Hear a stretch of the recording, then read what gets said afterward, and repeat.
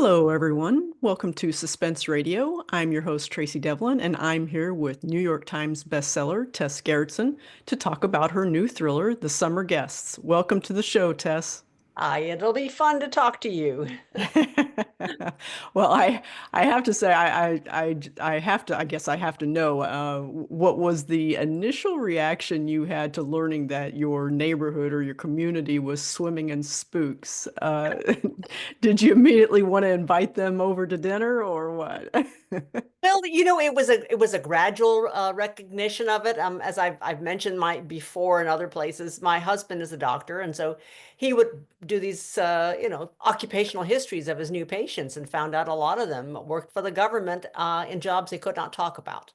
We Wow. found out from our real estate agent that they were all retired CIA. I discovered there were two spies living on the street I used to be on. I found out the parents of my son's good friend were both spies in Vietnam. So yeah, my first thing was curiosity. How did they all end up here? And I asked that question, and I got a lot of different answers. Yeah, interesting. So no common thread, just a lot of different reasons for them, huh? I think a lot of it was people were just imagining why they would be here. One of them have heard is that this is far from any nuclear target. Um, Ah, Another is that the CIA used to maintain safe houses up in Maine. And finally, a lot of them, in the old CIA anyway, a lot of those people were drawn from places like Harvard and Yale, people who were blue bloods, and they would come up mm-hmm. to Penobscot Bay to sail. They were sailors, they were, ocean people. So naturally, they would just retire here. Nice. All right. Well, whatever the reason that they're there, it launched off a new series for you just by learning a little bit of information there. It's kind of interesting how that works out, where you hear a nugget of information and how that sparks something in your writer brain, and then here we are It, two well, books later, right? it took 30 years for me to actually write this story because Nice. I heard it, I thought, well, I don't know how to make this a book. And then I got older. And as I got older, I really began to think about what it is to be retired. What is it? What is it to be an older person? Nobody pays attention to you anymore. They Mm. think, oh, she's just an old gray-haired over the hill lady. But then I thought, no, these were people who had really interesting and possibly dangerous jobs. What is it like to be now ignored? So Yeah. that's how it all came about. Okay, great. Well, besides your living in Maine and being around these former CIA agents, what else can you tell us about yourself? I think I'm a pretty curious person, but that's universal for most writers. And Yeah. over my 32 or 33 books that I've written, I've gone from romance novels to medical thrillers because I was a doctor. Uh, Hmm. I've done books that were historicals. I've done a science fiction. I've even done a spooky ghost story. So switching gears and pivoting to spy novels isn't that surprising for me, I suppose. Have you always been like a creative person? I guess what I'm thinking about here is that you were a medical doctor, and then that feels like that's a different side of the brain, right? Yes. Than what the writing side is. Did you find at all that transition from writing medical documents and things like that for that job and transitioning that to more of a creative aspect? I'm a recovering human resources professional, so I'm still trying to learn, how to let go of that, and fully delve into my creative side. Well, they're two very, very different things. And I knew I was a writer when I was 7, so that was my initial love, and I've always wanted to be a writer. I got into medicine because my father told me that writing was no way to make a living. So I went to medicine, became a doctor. But you're absolutely right about that. Different parts of your brain. I used to teach a course with Michael Palmer, who has unfortunately passed away, for doctors who wanted to become novelists. And so every year we'd have like 100 doctors from around the world sometimes come in and take this class about how to become a novelist. And Michael and I realized we had to break doctors of certain habits. as a scientist, as a medical doctor, you are supposed to explain things. You are supposed to, educate, but that's the opposite of being a novelist. A Yeah, novelist is really getting into emotions. It's really starting to feel things. It is very subjective, as opposed to being a scientist, which is being objective. So we yeah. have to break them of a lot of bad habits and teach them to trust their gut more than their intellect. Yeah, that explanation is probably what we writers call information dumps, right? Right. Absolutely right. And you learn Bad, to bad. shy away from that. And it's a tough thing to do because you are conveying Yeah, information, but yeah. how do you do There, it without dumping it? right. There's a balance there because, obviously you do have to provide some information, but you just have to find the balance. And I think that just comes with experience, don't you think? Figuring out the right amount. Yeah, I think there are like little tricks that writers use. I mean, if you want to explain something a very difficult scientific concept, it always helps to have a character who is an everyman, somebody who is not sophisticated and has to have things explained to him in dialogue. So a lot of it can be conveyed in dialogue. A lot of it can be conveyed through emotions. For instance, I wrote a book called Gravity, and I was trying to explain a spacewalk. What is the science behind a spacewalk? And rather than go and tell you about Boyle's law and,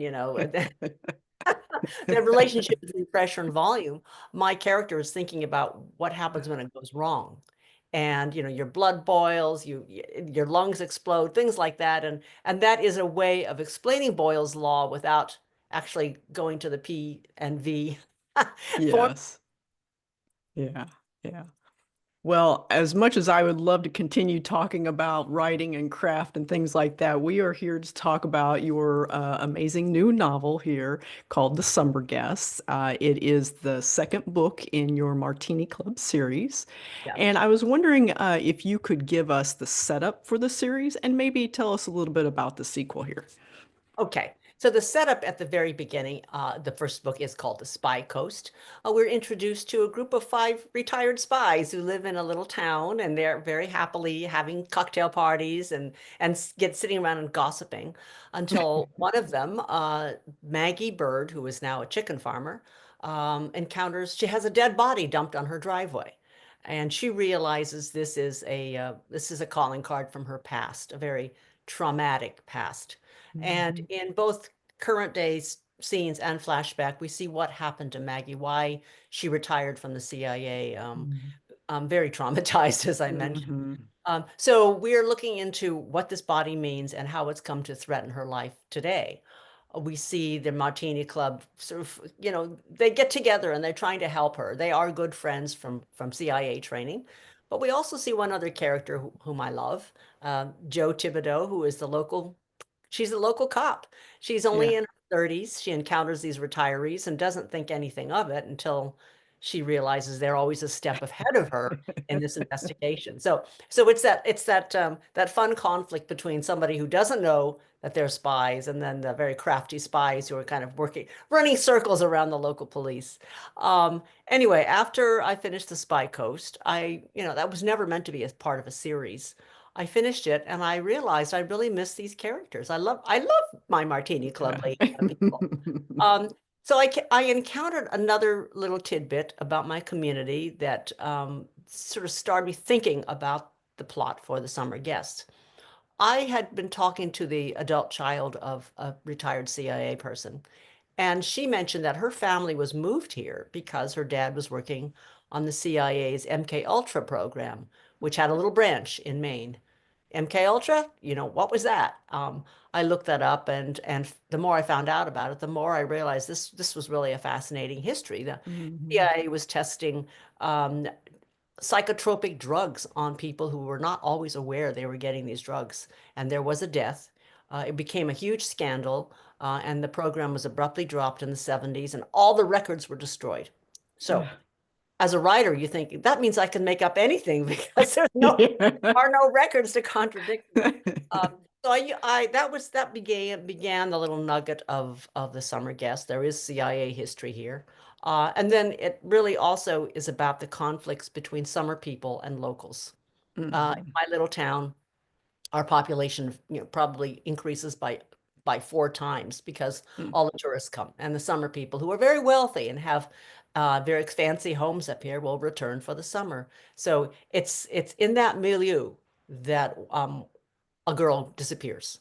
One of the very wealthy summer people, their teenage daughter disappears, and so Joe Thibodeau is investigating. My Martini Club investigates because the primary suspect is Maggie's next door neighbor. So they all get together to try and find out where this missing girl is. And then when they drag the pond, thinking she might have drowned, they find the bones of somebody who's been dead for quite some time. So it becomes, there's a lot of different threads that finally all weave together by the end. Yeah, one of the things I really loved, and I don't know if you did this consciously or unconsciously, if it was just something organic that happened in the writing of the second book, is how it almost like you did a reverse with the first book. The first book you did, Maggie did a bit of globe trotting. In the Yes. second book, it stays a little bit closer to home. And in the first book, Joe seems to, like you said, always be kind of following behind the Martini group or the Martini Club, and they're always just one step ahead of her. But in this book, you kind of reversed it a little bit. I don't want to give too much away here, but so I thought that contrast in the two books was really it was fascinating. Yeah, well, I pulled back to the community primarily because of the MK Ultra little thing, which is very local, and also I wanted to give you more of a sense of the community that these people live in, and what is it that Joe Thibodeau is fighting for? She's fighting for her home. Hmm. She wants it to be a safe place, so it's very much Maine centric, and I also want to show this developing relationship between this policewoman and these very sophisticated people who've lived around the world. It becomes a partnership. I love Hmm. that evolution of this uneasy evolution of the partnership, because they know way more than she ever will, and yet she's a very clever young woman. She just has to Hmm. catch up a little bit. And really interested in learning. It's like she Yeah. reluctantly works with them, but she can see that they are a source of information that she might not ever be able to tap into. At least that was the takeaway that I had there. And I know that you said that you loved Joe. I have to say Ingrid might have elbowed her way up close to the top of my love list. But is there any one of these characters that you found yourself just really looking forward to writing each time you got to their chapter? Yeah, I loved writing about Ingrid, and she's actually the center of the next book. So Okay. yes, she is what we would call the Hermione of the group. She's this one. And what I also love is she has this interesting marriage with a man who was just an analyst. He was not a spy. I mean, he was working at Langley and behind a computer. So he always feels like he's left behind by these other four people. And I was curious about their marriage. How does that dynamic work where she is top notch. She's lived in a very dangerous job overseas, and she comes home to this lovely man who cooks her dinner every night. Yes, great cook. Yeah. So I want to look at that marriage and how that marriage could be threatened in the next story. Oh, I'm glad to hear that there's going to be a book three. That's amazing. One of the characters in this particular story that I found to be, and I'll being careful here, but to be one of your more complex characters in the story was Reuben. And I really appreciated that as a reader. I thought that you did a wonderful job with Reuben. Well, thank you. I love Ruben he's a local. He's a man who's lived all his life in Maine, and he is a pariah in the community, because of something that's not his fault. So he Hmm. has lived, I mean, here he is in his 60s. He's never been married because everybody kind of like keeps him away. And he spends his life taking care of his crippled sister. So it's sort of this really sad, and Yeah. it's a poor family. And little by little, you're going to realize that Reuben, even though he's a scary guy, he's kind of like the guy in To Kill a Mockingbird. What's his name? Yeah, the one who's like, oh, Boo Radley. He's Yeah. the guy who everybody's afraid of, and yet there's a reason why he's so tortured. And we get to see Reuben come out and actually become accepted by the community when they understand what happened to him as a child. Yeah, it's peeling back those layers, and it so fits into our understanding of society in a way. It's, you could be walking past somebody on the street, and they either say something rude or make a rude gesture, or they're mumbling to themselves. Just could be all sorts of number of things, and then you're like, wow, what's wrong with? But that person, you just don't know what happened in that Yeah. individual's life, right? Yeah. It could so yeah. Well, I was trying to, yeah, illustrate that first impressions can be terribly wrong. Hmm. That the person who smiles at you and it seems like the most charming person could be a sociopath. Yeah, true, true. Well, you had mentioned early on that you have written in a number of different genres, romance, medical thrillers, and sci-fi. Mhm. Uh, is there any,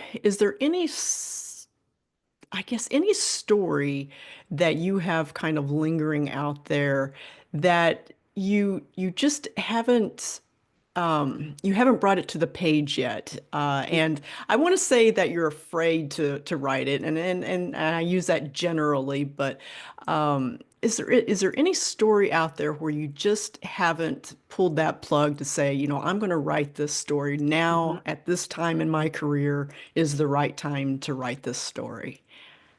Yes. And I think the reason I haven't done it is that I'm afraid of doing it. It's just the challenge just seems so enormous. I wrote Yeah. a book called The Bone Garden, which was a historical set in the 1830s having to do Mhm. with an outbreak of childbed fever. And that was quite a challenge because not only are you dealing with the plot and the characters, you're Yeah. also dealing with the historical accuracy. So, but I really, really loved how that book turned out, even though it didn't sell as well as my others. I'm very interested in the history of medicine. Mhm. And that book in particular, looking at Dr. Oliver Wendell Holmes and his contribution to American medicine, was what drew me to that story. The other medical history story that I am fascinated by is anesthesia, the history of Mm. anesthesia. How all of a sudden you could cut off an arm and the person would not suffer through it the way they used to. So Yeah. and there's also these all these other things that happen with anesthesia. There was a competition. There was Boston. They claim that they did the first anesthesia, where there's a little town in Georgia that claims no, they did the first anesthesia. So the politics of sleep, the politics of pain relief, are interesting to me. Now, I don't know if people care about this, but I think there's a fascinating plot there. Just imagining the suffering that happened in a hospital before you could put somebody to sleep. Yeah. Well, I have to say, Bone Garden is probably one of your books that is my favorite of your books. And I wrote a historical novel way back in the mid-teens, and wrote about an apothecary surgeon. Hmm. And I'm not in my I'm we're vacationing right now, so I'm not in my normal. So I'd be able to point over my shoulder and show you. Yes. I have like a bookshelf that's like three or four shelves that's just about medical history and Uh-huh. just all sorts of things about medicinal plants and Yeah. yeah, so it's so interesting that you say that. Obviously, you're a medical doctor, I could see, but for me, it's just one of those things that I've always been a little bit drawn to, and I've never really figured out why. So I really love Bone Garden, and I have to say, if anybody wants to really appreciate um, the sterilization of Yes. today's medicine, they should go read The Bone Garden and how babies were brought into to the world and things like that. They would Yeah. so Well, appreciate it it's now. you talk about your library. I think the most eye-opening book I was able to get through an antique bookseller was a surgical textbook from I think 1819. Ah, Um, and it went chapter to chapter. How do you cut off an arm? How do you cut off a leg? wow. Just the surgical technique of doing this. And this is course, pre-anesthesia. So there would always be explanations of how many people you needed to hold down the patient while you were doing this. You know, Oh my gosh. how do you immobilize them? Where do you tie them down? And it's like, oh my gosh. See that kind of thing. That's what I just find so I want to ask you what the title of that book is so I can go check it out. But yeah, no, that's fascinating. It's really fascinating. So, I mean, and we forget but having seen medicine progress just in the last, 50 years since I became a doctor, it it is amazing how much progress we've made just in the last half a century. Yeah, yeah, absolutely. Well, before we go, we're almost out of time here. I have just a couple real quick questions for you, hopefully quick questions for you. Um, can you tell us about a recent book that you've read and loved and maybe why? Oh, I'm happy to talk about this one because it's a debut. I actually have it right next to me. This one, it Oh, is, nice. yeah, Great it's cover. fun. You are fatally invited, and for those of us who are mystery writers, it's especially fun because it's about a bunch of mystery writers who get invited to a secluded house, and of course, Ah. one they drop dead. And, and then the other one is, and I know she does not need me to push her, but I do like Frida McFadden. Uh, Oh, yes. yeah, Oh, that's a great cover too. Wow, she's nice. very she's a lot of fun to read. And if you're on a scary airplane ride, just take one of hers, and maybe you'll forget you're on a plane. All right, great. Well, Tess, before we go, can you tell us what's up next for you? Any fun projects? Obviously, there's going to be a Martini Club #3. Is there anything else that you can work on that you're working on that you want to, or Yeah, I just projects? turned in a pilot episode for a television series, which NBC Universal is interested in picking up. It's called Vacation Land. Okay, great. It's a comedy crime story set in Maine. And then The Spy Coast is in development at Amazon Studios for a TV series. Oh, congratulations. That is wonderful. That's great. Yeah, I made my first trip up to Maine last fall. My family went up to Acadia and saw the park and the area there is beautiful. Spent some time in Bar Harbor, all the touristy places. I didn't Yeah, get to probably the nooks and crannies where the really beautiful areas are, but yeah. it's all beautiful up here. Well, thanks a ton, Tess. I really appreciate you coming to talk to me about the summer guests and looking forward to #3. But right now, we are celebrating #2, the summer guests. And if you haven't read The Spy Coast, please do. As Tess said, you get to hear a little bit more about Maggie Bird, her background, the trauma that she experienced, which really helps you understand where she's at now. So that was really great. It, the book, The Summer Guest, it hits the shelves March 8th. Did I do my homework correctly? 18th. Or 18th, I'm sorry, 18th, March 18th. Okay, great. Well, be sure to order your copy. That's it for today. Thank you so much for joining us on Suspense Radio.